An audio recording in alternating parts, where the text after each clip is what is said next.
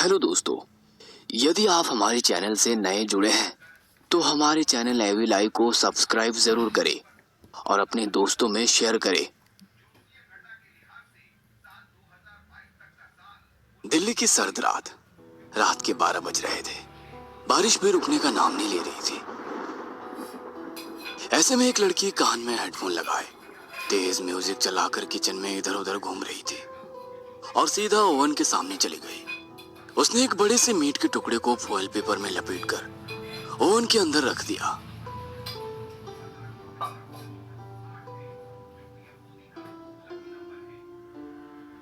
तभी उसके मोबाइल पर एक वॉइस मैसेज आया।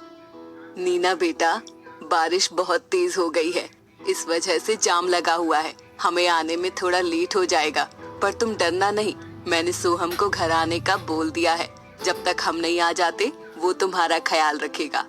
पूरा मैसेज सुनने के बाद नीना ने मैसेज का रिप्लाई करते हुए ओके लिख दिया और वापस से म्यूजिक ऑन करके झूमने लगी। तभी उसे ऐसा लगा जैसे किचन की खिड़की से कोई उसे नाचते हुए देख रहा है। लेकिन जैसे ही पास जाकर देखने को हुई थी कि आसमान में इतनी तेज बिजली कड़की कि नीना खुद डर के मारे पीछे हट गई। पर इससे पहले खुद को संभालती अचानक से घर की लाइट चली गई। नीना को अब कुछ अजीब लगने लगा था, मगर तुरंत ही फोन की फ्लैशलाइट जलाकर उसने पहले मोमबत्ती जलाई और घर की लाइट चेक करने के लिए वो घर की एमसीबी के पास गई। उसने देखा कि एमसीबी को किसी ने जानबूझकर डाउन किया है। जैसे ही नीना ने एमसीबी ऑन करी तो उसके ठीक पीछे काले कपड़े में एक आदमी खड़ा था जिसने अपना चेहरा ढका हुआ था। नीना को भी इस बात का आभास हो गया था कि उसके पीछे कोई खड़ा है, जिसका पता उसे जमीन पर परछाई देखकर चला था। उस आदमी ने अपने हाथ एक बड़ा सा चाकू पकड़ा था, लेकिन जैसे ही उसने नीना पर हमला करने की सोची, नीना ने वापस एमसीबी गिराकर घर में अंधेरा कर दिया और किसी तरह बचकर वापस किचन में आ गई थी।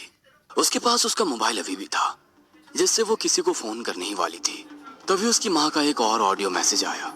नीना बेटा, तुम ठीक से रहना। यहाँ कोई जाम नहीं लगा है, बल्कि जेल से कुछ साइको किलर भाग गए हैं। इस वजह से पुलिस ये सारा एरिया ब्लॉक कर सभी को चेक कर रही है। हमें आने में बहुत टाइम लग जाएगा बेटा। तुम घर को लॉक करके अच्छे से सो जाना। और सोहम। पर इससे पहले नीना मैसेज पूरा सुनती बैटरी लो हो गई और फोन भी स्विच ऑफ हो गया। नीना की मुसीबतें पल पल बढ़ती जा रही थी। उस पर उसे घर में किसी के भारी कदमों की आवाज भी सुनाई दे रही थी। हे भगवान, ये क्या हो रहा है मेरे साथ?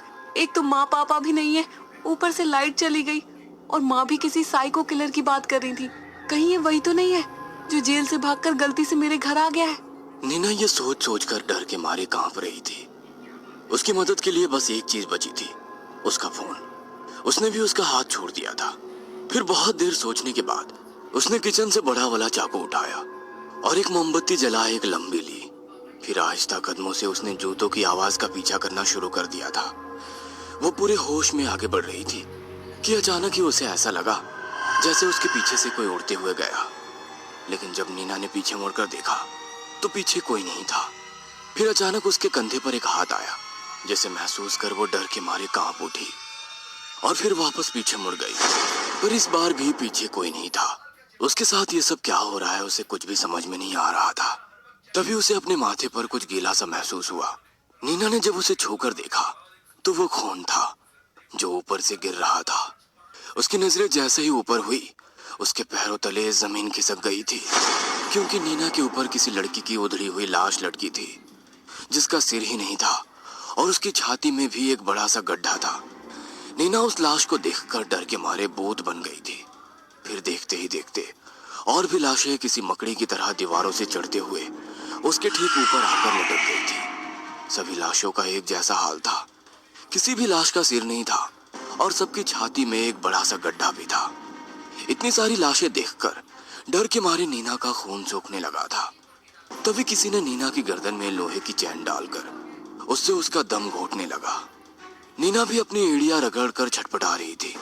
घुटती आंखों से उसे अपने ऊपर लाशों का ढेर लटका हुआ दिखा था और पल पल उसकी पलकें नींद से भारी होकर गिरने लगी थी कि अचानक ही उसे याद आया कि वो किचन से चाकू लेकर आई थी, जो अभी भी उसके हाथ में ही है।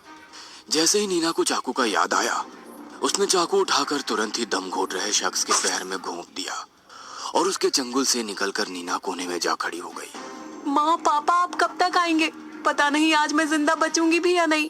पर उसे किसी तरह खुद को जिंदा रखना था, इसलिए उसने एमसीबी वापस ऑन कर दी और एक बार फिर पूरे घर में रोशनी हो गई थी। पर वोल्टेज कम होने के कारण घर की लाइट चरमराने लगी थी। लेकिन अब नीना को यह खेल खत्म करना था, इसलिए उसने किचन से एक चाकू और उठाया और फिर खून के निशान का पीछा करने लगी। निशान घर के हॉल से बेडरूम में गए थे। नीना भी चौकन्ना होकर धीरे धीरे आगे बढ़ रही थी। तू जो कोई भी है चुपचाप से वापस चले जा, वरना आज मैं नहीं बल्कि तू मरेगा। नीना ये बोल कमरे में आई ही थी, तभी उस आदमी ने उसके हाथ पर किताब दे मारी, जिससे नीना का चाकू जमीन पर गिर गया और अगले ही पल वो आदमी नीना पर कूद उसका दम घोटने लगा था।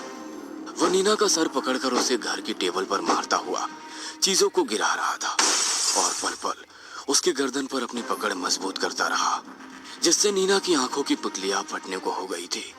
चीजों से चोट लगने की वजह से उसके सिर और नाक से खून निकल रहा था। उसके होंठ भी बुरी तरह से कट और आंखें सूज गई थी। नीना को पता चल चुका था कि उसका आखिरी समय आ चुका है। वो आखिरी बार अपनी आंखें बंद करने को हुई थी, तभी उस आदमी ने नीना से गुस्से में कहा, पूरे 3 साल से इस सुकून का इंतजार था। नीना ने जैसे ही ये सुना वो होश में आ गई। फिर इतनी जोर से पीछे हुई कि आदमी का सिर ही दीवार से टकरा गया, जिससे नीना की गर्दन से उसकी पकड़ कमजोर हो गई। फिर पास ही एक पेंसिल उठाकर नीना ने अपने पीछे खड़े आदमी की आंखों में गाड़ दी, जिससे उस आदमी ने नीना को पूरा छोड़ दिया और अपनी आंख पकड़ दर्द के मारे चीखने लगा। पर नीना अब इस मौके को जाने नहीं देना चाहती थी, इसलिए उसने कोने में पड़े चाकू को उठाया और अपने दांत भींचते हुए उस आदमी की तरफ बढ़ने लगी। पर इससे पहले वो आदमी खुद को बचा पाता, नीना ने उसके पेट में चाकू घोंप दिया और गुस्से से चाकू को पेट के अंदर ही गोल गोल घुमाने लगी, जिससे दर्द के मारे उस आदमी की पुतलियां सफेद हो गई थी। नीना चाकू को तब तक पेट में गोल गोल घुमाती रही जब तक कि वो आदमी मरकर नीचे ना गिर गया।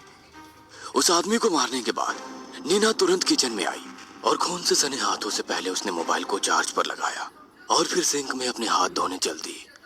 पर इससे पहले उसके हाथ से खून का लाल रंग उतरता घर की डोरबेल बज गई। नीना को लगा कि शायद उसके माँ पापा आ गए हैं, लेकिन इससे पहले वो दरवाजा खोलती घर की लाइट चली गई। नीना को एक बार फिर से डर सताने लगा था, तो उसे यकीन हो गया कि खेल अभी भी खत्म नहीं हुआ है, इसलिए वो खिड़की से निकलकर घर के बाहर आ गई। बाहर बारिश ने भी पूरे मंजर को खौफनाक बनाया हुआ था, पर नीना चुपके से वापस घर के सामने आ गई थी। उसने देखा कि एक आदमी काले कपड़ों में हाथ में डंडा लिए उसके घर की बेल बजा रहा है। नीना समझ गई कि इस बार उसके पेट पर नहीं बल्कि उसकी गर्दन पर वार कर उसे हमेशा हमेशा के लिए खत्म करना होगा। इस बार तेरा बचना नामुमकिन है कमीने। ये कहते हुए नीना उस आदमी के पीछे खड़ी हो गई, फिर उसके कंधे पर हाथ रख उसे पीछे मुड़ने का इशारा किया। वो आदमी जैसे ही पीछे मुड़ा तो उसके सिर से पहले से ही खून निकल रहा था। तभी एक जोर की बिजली चमकी और नीना ने एक पल में उस शख्स का सिर उसके धड़ से अलग कर दिया। उसके खून के छींटे नीना के चेहरे पर भी थे, जिन्हें अगले ही पल बारिश की बूंदें धो गई थी। उसके सामने एक शरीर के 2 टुकड़े पड़े थे। तभी उसके पीछे एक गाड़ी आकर रुकी।